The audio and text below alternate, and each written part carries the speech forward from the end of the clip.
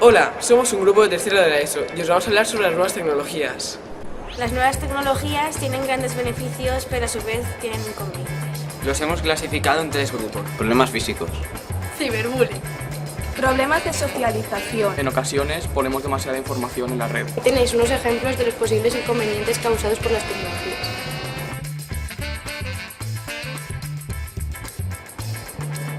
Hola.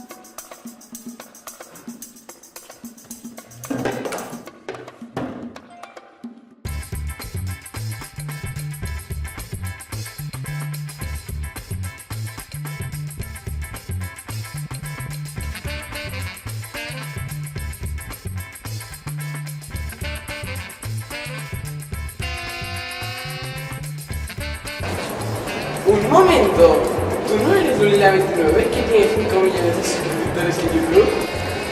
Chicos, que está Lulila. También hemos realizado una encuesta. Podéis pausar el vídeo para verla con mayor atención.